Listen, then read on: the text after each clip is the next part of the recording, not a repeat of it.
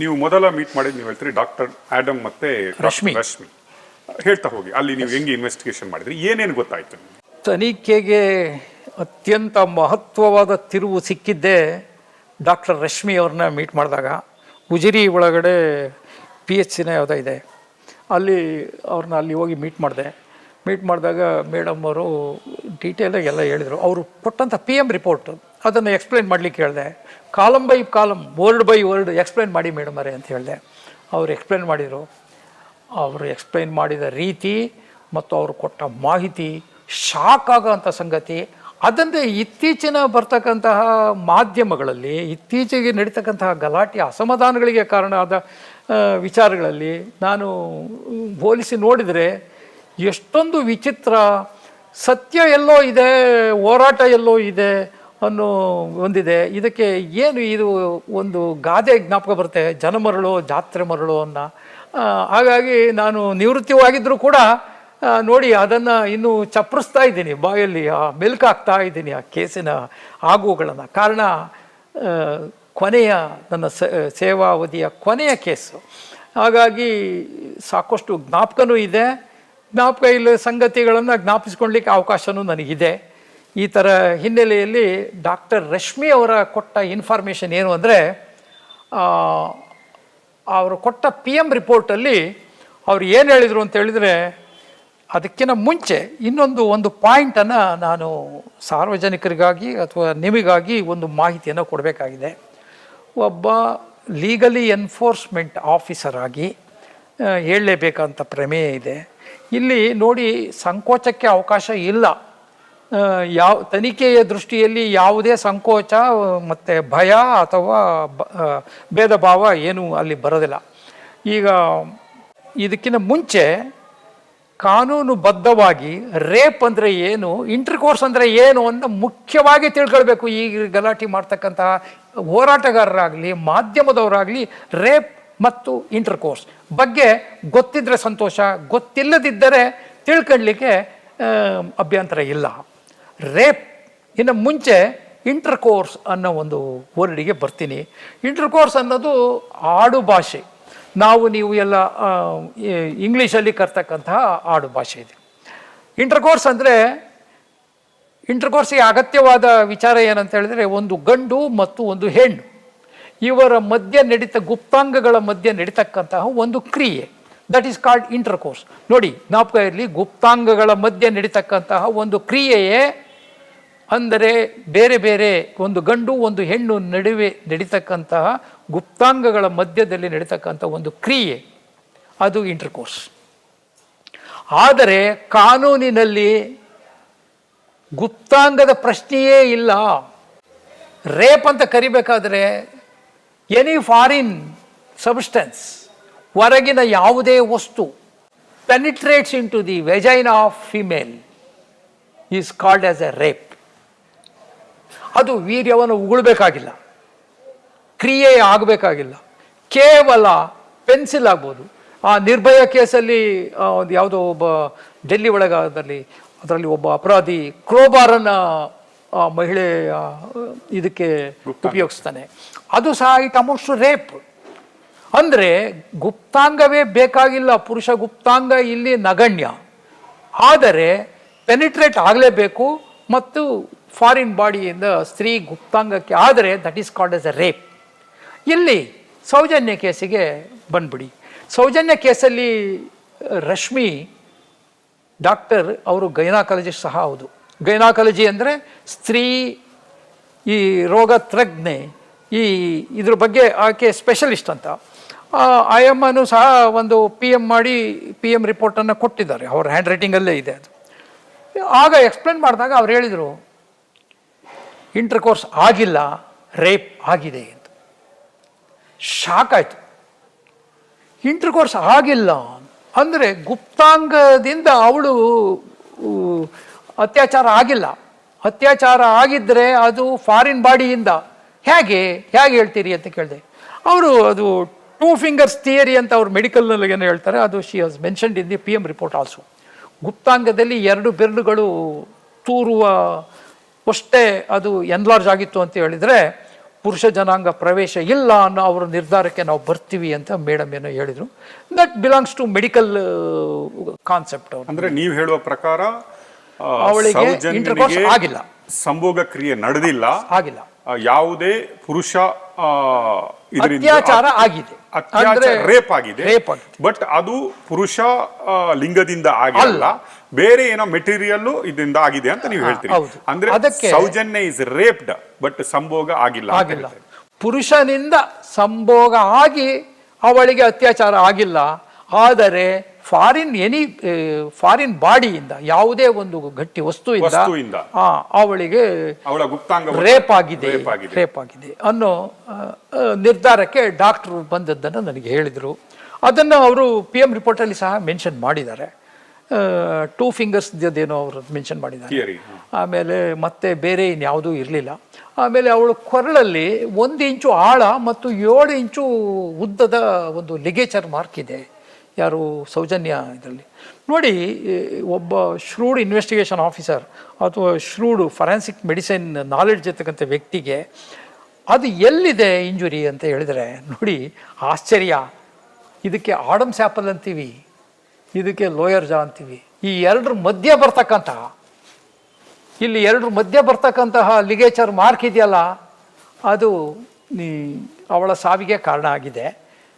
ಅದು ಯಾವುದರಲ್ಲಿ ಬರುತ್ತೆ ಅಂತ ಹೇಳಿದರೆ ನ್ಯಾಚುರಲ್ ಆಗಿ ಹ್ಯಾಂಗಿಂಗಲ್ಲಿ ಬರುತ್ತೆ. ಅವರೇನು ಏನು ಹಾಕ್ಕೊಂಡಾಗ ಈ ಲಿಗೇಚರ್ ಮಾರ್ಕ್ ಇಲ್ಲಿ ಬರುತ್ತೆ ಮೇಲಕ್ಕೆ, ಅಥವಾ ಇನ್ನೊಬ್ಬ ವ್ಯಕ್ತಿ ಅವಳನ್ನು ವಿರುದ್ಧ ದಿಕ್ಕಿನಲ್ಲಿ ಎಳ್ಕೊಂಡು ಹೋದರೆ ಅದು ಇಲ್ಲಿ ಕಟ್ಟಾಗುತ್ತೆ, ಅಲ್ಲಿಯೇ ಬರುತ್ತೆ. ಆಡಮ್ಸ್ ಆ್ಯಪಲ್ ಮತ್ತು ಲೋಯರ್ ಜಾ ಮಧ್ಯದಲ್ಲಿ ಆ ಲಿಗೇಚರ್ ಮಾರ್ಕ್ ಇದೆ, ಅದು 1 ಇಂಚು ಆಳ ಇದೆ ಅಂತ ಡಾಕ್ಟರ್ ಅದನ್ನು ಮೆನ್ಷನ್ ಮಾಡಿದ್ದಾರೆ. ಆಮೇಲೆ ಅವಳು ಬಾಡಿಯಲ್ಲಿರ್ತಕ್ಕಂಥ ಇಂಜುರಿಗಳು ಮತ್ತು ಈ ಯಾವುದು ಫೇಟಲ್ ಅಂತ, ಯಾವುದು ಅವಳ ಮರಣಕ್ಕೆ ಕಾರಣ ಅಂತಲೂ ನಾನು ಅವಳ ಡಾಕ್ಟರ್ ರಶ್ಮಿ ಅವ್ರನ್ನ ಪ್ರಶ್ನೆ ಮಾಡಿದೆ. ಆಗ ಅವ್ರು ಹೇಳಿದರು fatal injury to cause death ಅಂದರೆ ಆ ಲಿಗೇಚರ್ ಮಾರ್ಕ್ ಅಂತ ಹೇಳಿ ಕೊಟ್ಟರು. ಆಮೇಲೆ ಲಿಗೇಚರ್ ಮಾರ್ಕ್ ಯಾವುದರಿಂದ ಆಗಿರಬಹುದು ಅಂತ ನೋಡಿ, ಅವಳದು ಕಾಲೇಜು ಟ್ಯಾಗ್ ಇದೆಯಲ್ಲ ಅದನ್ನು ಹಿಡ್ಕೊಂಡು ವಿರುದ್ಧ ದಿಕ್ಕಿನಲ್ಲಿ ಎಳ್ಕೊಂಡು ಹೋದಾಗ ಆಗುತ್ತೆ. ಅವಳು ಕುತ್ತಿಗೆಗೆ ಹಾಕಿ ಬಿಗಿದಾಗ, ರೇಪ್ ಮಾಡುವ ಈ ಸರ್ಕಮ್ಟೆನ್ಸಲ್ಲಿ ಎಕ್ಸ್ಪ್ಲೈನ್ ಮಾಡಬೇಕಾಗುತ್ತೆ. ಅವಳಿಗೆ ರೇಪ್ ಮಾಡುವಾಗ ಕುತ್ತಿಗೆಗೆ ಹಾಕಿ ಬಿಗಿದಾಗ ಆಟೋಮೆಟಿಕಲಿ ಇದೆಯಲ್ಲ ligature mark comes down just below the Adam's apple, ಇಲ್ಲಿ ಕೆಳಗಡೆ ಬಂದ್ಬಿಟ್ಟು. ಯಾಕೆಂದ್ರೆ ಯಾವುದೇ ವ್ಯಕ್ತಿ ಕುತ್ತಿಗೆ ಚಕ್ಲಿಗೆ ಬಂದಾಗ ಕುತ್ತಿಗೆನ ಹಿಂಗೆ ಶ್ರಿಂಕ್ ಮಾಡ್ತಾನೆ, ಆಟೋಮೆಟಿಕಲಿ ನ್ಯಾಚುರಲಿ ಶ್ರಿಂಕ್ ಮಾಡ್ತಾರೆ. ಪ್ರತಿಯೊಂದು ಪ್ರಾಣಿಗಳು ಅಷ್ಟೇ, ಜೀವಭಯದಲ್ಲಿ ಶ್ರಿಂಕ್ ಆಗುತ್ತೆ ಬಾಡಿ. ಶ್ರಿಂಕ್ ಆದಾಗ ಈ ಆಡಮ್ಸ್ ಆ್ಯಪಲ್ ಮತ್ತು ಲೋಯರ್ ಜಾ ಮಧ್ಯೆ ಸ್ಪೇಸ್ ಕ್ರಿಯೇಟ್ ಆಗಲ್ಲ, automatically that ligature mark will appear just below the Adam's apple. ಹಾಗಾಗಿ ಅದು ಇಟ್ ಇಸ್ ಅ ಹೋಮಿಸೈಡಲ್ ಅಂತ ಈಗ ಹೇಳ್ದ ಅಂದರೆ ಇಲ್ಲಿ ಹೇಳ್ತಾನೆ. So automatically it is a homicidal character. ಈ ವಿರುದ್ಧ ದಿಕ್ಕಿನಲ್ಲಿ ಎಳ್ಕೊಂಡು ಹೋದಾಗ ನೋಡಿ ಇಲ್ಲಿಂದ ಇಲ್ಲಿಗೆ ಬರುತ್ತೆ, ಅದು ಲಿಗೇಚರ್ ಮಾರ್ಕ್ ಇಲ್ಲಿ ಬರುತ್ತೆ. ಆಟೋಮೆಟಿಕಲಿ ಅವಳನ್ನು ಡ್ರ್ಯಾಗಿಂಗ್ ಸೈನ್ ಅಲ್ಲಿ ಆ ಡ್ರ್ಯಾಗಿಂಗಿಂದನೇ ಅದು ಅವಳಿಗೆ ಆಗಿರ್ತಕ್ಕಂಥ ಗಾಯ, ಅದರಿಂದ ಅವಳ ಪ್ರಾಣ ಹೋಗಿದೆ. ID ಕಾರ್ಡಿನ ಇದನ್ನು ಇಟ್ಕೊಂಡು ಎಳ್ಕೊಂಡು ಹೋಗಿರೋದು ವಿರುದ್ಧ ದಿಕ್ಕಿಗೆ ಅಂತ ಹೇಳ್ತೀವಿ. ಅದು ಸಹ ಅದರಲ್ಲಿಯೇ ಇತ್ತು. ಅದನ್ನು ತನಿಖೆಯಲ್ಲಿ ಅವರು ASP ಪುತ್ತೂರು ಮತ್ತು ಸಬ್ ಇನ್ಸ್ಪೆಕ್ಟರ್ ಅದನ್ನು ಬಿಡಿಸಿ ತೆಗಿತಾರೆ. ಅದನ್ನು ತೆಗೆದುಬಿಟ್ಟು ಸೀಸ್ ಮಾಡ್ಕೊಳ್ತಾರೆ. Okay okay. ನಾನು ಅದನ್ನು ಹೇಳಿದೆ, ಆ ಥರ ಸಬ್ಸ್ಟೆನ್ಸಿಂದ ನಿಮಗೆ ಆ ಇಂಜುರಿ ಆಗುತ್ತಾ ಅಂತ. ಖಂಡಿತ ಆಗುತ್ತೆ ಅಂತಲೂ ಸಹ ಆ ಥ್ರೆಡ್ಡಿಂದ, ಲೈಲಾನ್ ಥ್ರೆಡ್ಡಿಂದ ಆಗುತ್ತೆ ಅಂತಲೇ ಹೇಳಿದರು. ಒಂದು ವೇಳೆ ಸಂಪೂರ್ಣವಾಗಿ ರೇಪ್ ಮಾಡುವಾಗಲೇ ಅವಳನ್ನ ಸಾಯಿಸಿದರೆ ದಟ್ ಲಿಗೇಚರ್ ಮಾರ್ಕ್ 7 ಇಂಚ್ ಮಾತ್ರ ಇರಲ್ಲ, ಸಂಪೂರ್ಣ ಕುತ್ತಿಗೆ ಸುತ್ತಲೂ ಇರುತ್ತೆ. ಹಿಂಗೆ ಹಾಕಿ ಹಿಂಗೆ ಹೇಳಿದಾಗ ಇಷ್ಟೇ ಇರೋದ್ರಿಂದ ಪ್ರೆಷರ್ ಇಷ್ಟೇ ಬಿದ್ದಿದೆ, ಹಾಗಾಗಿ ಅಲ್ಲಿ ಉಸಿರು ಕಟ್ಟಿ ಸತ್ತೋಗ್ಲಿಕ್ಕೆ ಚಾನ್ಸಸ್ ಇದೆ ಅಂತ.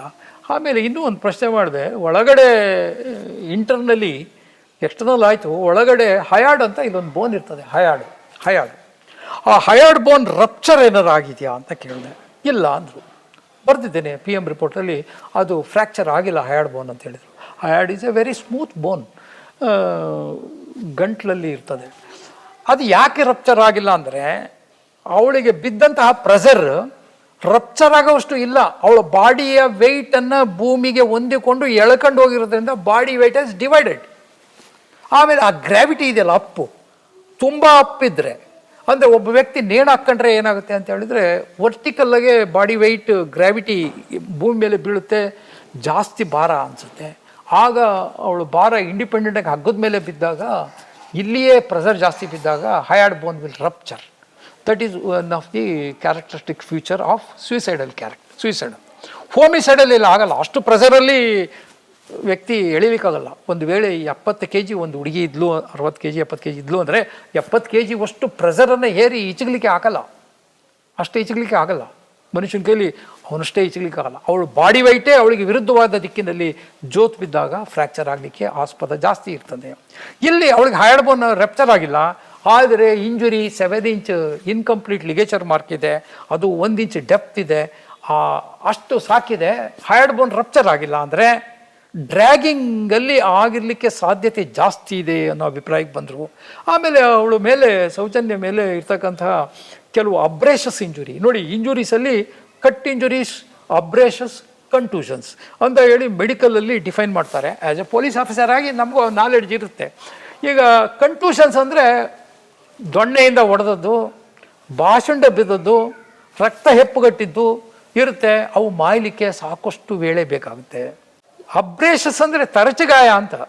ಸುಮ್ಮನೆ ನಾವು ಎಲ್ಲರೂ ಒಂದು ರಫ್ ಸಬ್ಸ್ಟೆನ್ಸಸ್ಗೆ ಬಾಡಿ ಟಚ್ ಆದರೆ ಅಬ್ರೇಷಸ್ ಆಗುತ್ತೆ. ಎಳ್ಕೊಂಡು ಹೋದಾಗ ಸಹಜವಾಗಿ ಆಗುತ್ತೆ. ಯಾವ ಬಾಡಿ ದೇಹದಿಂದ ಪ್ರೊಟ್ರೂಷನ್ ಆಗಿರುತ್ತೆ, ಎಳ್ಕೊಂಡು ಹೋಗೋ ದಿಕ್ಕಿನಲ್ಲಿ ಆ ಭಾಗ ಸಂಪೂರ್ಣವಾಗಿ ತರಚಿರುತ್ತೆ. ವೆಹಿಕಲ್ ಆಕ್ಸಿಡೆಂಟಲ್ಲೂ ಅಷ್ಟೇ, ಗಾಡಿ ಆಕ್ಸಿಡೆಂಟ್ ಆದಮೇಲೆ ಎಳ್ಕೊಂಡು ಹೋಯ್ತು ಅಂದರೆ ಡ್ರ್ಯಾಗಿಂಗ್ ಸೈನ್ನಲ್ಲಿ ಆ ಚರ್ಮ ಮಾಂಸ ಎಲ್ಲ ಕಿತ್ಕೊಂಡು ಹೋಗಿರುತ್ತೆ, ಅದು ಡ್ರ್ಯಾಗಿಂಗ್ ಸೈನ್. ಅವಳಿಗೆ ಸೌಜನ್ಯಗೆ ನೋಡಿ, ಕಾಲು ಹಿಂಬಡಿ ಹತ್ರ ಮತ್ತು ಇಲ್ಲಿ ಹಿಪ್ ಹತ್ರ, ಬೆನ್ನ ಹತ್ರ ಸ್ವಲ್ಪ ಭಾಗ ಎಲ್ಲ ತರಚು ಗಾಯ ಇರುತ್ತೆ. ಬಟ್ಟೆ ಕಿತ್ತು ನಂತರ ತರಚು ಗಾಯ ಆಗಿರೋದಕ್ಕೆ ಸಾಧ್ಯತೆ ಜಾಸ್ತಿ ಇರುತ್ತೆ, ಅಂದರೆ ಬ್ಯಾಕ್ ಸೈಡ್ ಇಷ್ಟೆಲ್ಲ ಇರುತ್ತೆ ಅಂತ PM ರಿಪೋರ್ಟಲ್ಲಿ ಅವಳಿಗೆ ಇರ್ತಕ್ಕಂಥ ಇಂಜುರಿಯನ್ನು ಡಾಕ್ಟ್ರು ಎಕ್ಸ್ಪ್ಲೇನ್ ಮಾಡಿದಾಗ ನಾನು ಅರ್ಥ ಮಾಡ್ಕೊಂಡೆ. ಆಮೇಲೆ doctor major opinion is rape ಆಗಿದೆ, ಅವಳಿಗೆ ರೇಪ್ ಆಗಿದೆ, ಇಂಟರ್ಕೋರ್ಸ್ ಆಗಿಲ್ಲ ಅಂತ. ಈ ಹಿನ್ನೆಲೆಯಲ್ಲಿ ತನಿಖೆಯನ್ನು ನಾನು ಮುಂದುವರಿಸಿದೆ. ರೇಪ್ ಆಗಿದೆ, ಇಂಟರ್ಕೋರ್ಸ್ ಆಗಿಲ್ಲ ಅಂದರೆ ಯಾವ ಕಾರಣಕ್ಕೆ ಆಗಿಲ್ಲ ಅಂತ ಅಕ್ಯೂಸ್ಡನ್ನು ಮೆಡಿಕಲ್ ರೆಕಾರ್ಡ್ಸನ್ನೆಲ್ಲ ವೆರಿಫೈ ಮಾಡಿದೆ. ಅಕ್ಯೂಸ್ಡ್ ಸಂತೋಷ್ ರಾವ್, ಆಗ ಅರೆಸ್ಟ್ ಆಗಿ ಜೈಲಾದಂಥ ವ್ಯಕ್ತಿಯನ್ನು, ಅವನ ಮೆಡಿಕಲ್ ರಿಪೋರ್ಟು 2 ಜನ ಡಾಕ್ಟರ್ ಟೆಸ್ಟ್ ಮಾಡ್ತಾರೆ. ಡಾಕ್ಟರ್ ಆಡಮ್ ಫಸ್ಟಿಗೆ ಪ್ರೈಮರಿ ಅಕ್ಯೂಸ್ಡ್ ಟ್ರೀಟ್ಮೆಂಟ್ ಏನೋ ಕೊಡ್ತಾರೆ. ಅವರು ಕೆಲವು ಇಂಜುರಿನ ನೋಟ್ ಮಾಡಿದ್ದಾರೆ. According to me is not so deeply investigated injuries ಬಗ್ಗೆ. ಈ ಹಸ್ ಗಾಟ್ ಆ ಥರ ಒಂದು ಡೀಪ್ ಇನ್ವೆಸ್ಟಿಗೇಷನ್ ಅವ್ರು ಮಾಡಿಲ್ಲ. Seems to be very superficial in nature.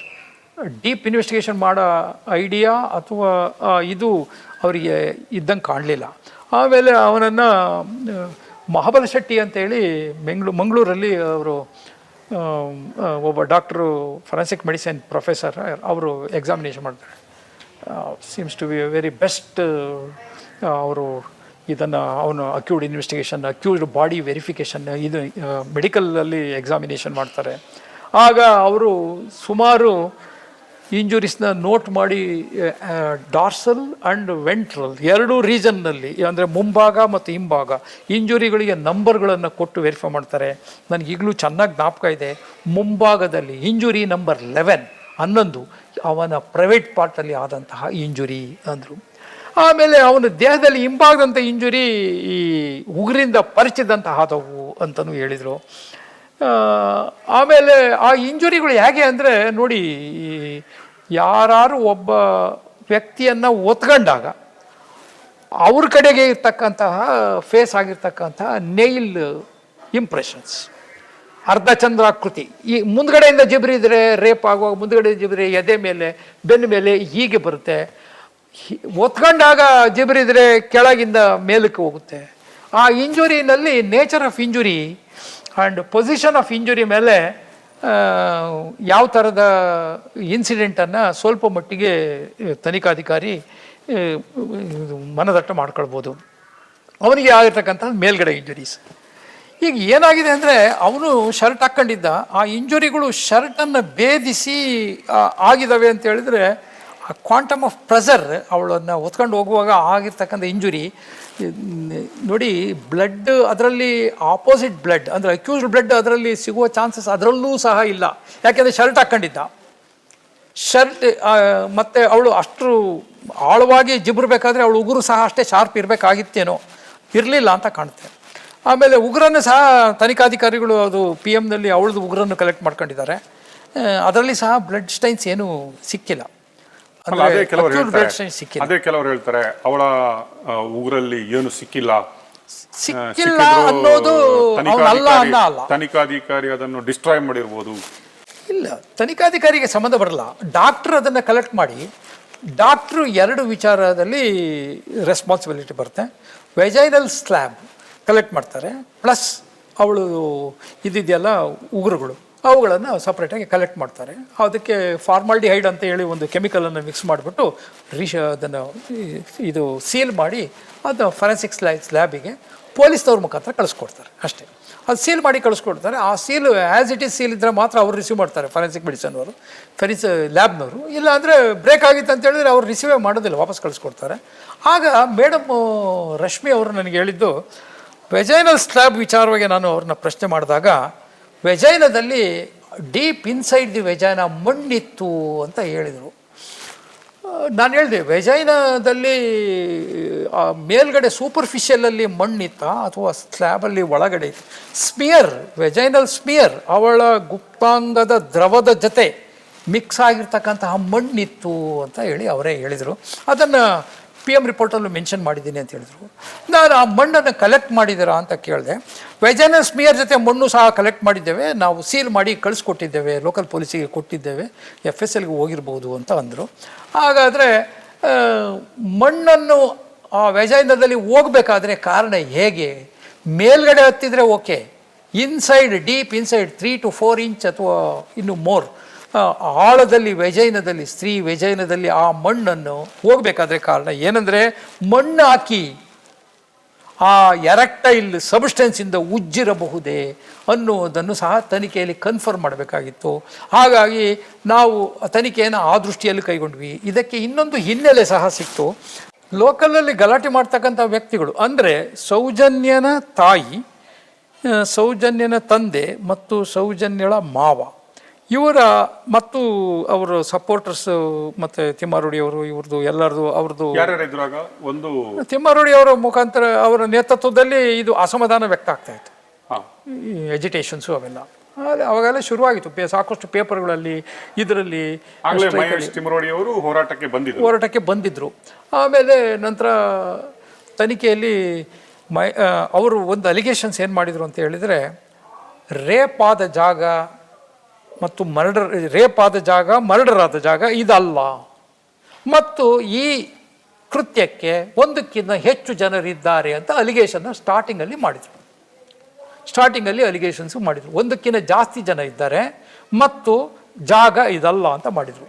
ಆಗ ನಾವು ಜಾಗ ಇದಲ್ಲ ಅಂತ ಡಿನೈ ಮಾಡಬೇಕಾದ್ರೆ ಇನ್ವೆಸ್ಟಿಗೇಷನಲ್ಲಿ ಅಥವಾ ಅಸರ್ಟೈನ್ ಮಾಡ್ಕೋಬೇಕಾದ್ರೆ, ಸೌಜನ್ಯಳ ವೆಜೈನಲ್ ಸ್ಲ್ಯಾಬಲ್ಲಿ ಸಿಕ್ಕಂತಹ ಮಣ್ಣನ್ನು ಮತ್ತು ಅವಳ ದೇಹ ಸಿಕ್ತು ಅಂತ ಹೇಳಿದ್ರಲ್ಲ ಯಾರು ಪೊಲೀಸರು, PM ಮಾಡಿದ್ರಲ್ಲ, ದೇಹ ಸಿಕ್ಕ ಜಾಗದಲ್ಲಿ, ಆ ದೇಹ ಸಿಕ್ಕ ಜಾಗದಲ್ಲಿ ಇಂದ ಮಣ್ಣನ್ನು ತಗೊಂಡು ನನ್ನ ಇನ್ವೆಸ್ಟಿಗೇಷನ್ನಲ್ಲಿ ಫಾರೆನ್ಸಿಕ್ಸ್ ಲ್ಯಾಬಲ್ಲಿಗೆ ಕಳಿಸ್ಕೊಟ್ಟಿವಿ ವೆರಿಫಿಕೇಷನ್ ಮಾಡಿ ಅಂತ. ಅವು ಟ್ಯಾಲಿ ಅಂತ ರಿಸಲ್ಟ್ ಬಂತು. ಆಗ ನಾವು ಅದನ್ನು ಡಿಸ್ಕಾರ್ಡ್ ಮಾಡಿದ್ವಿ.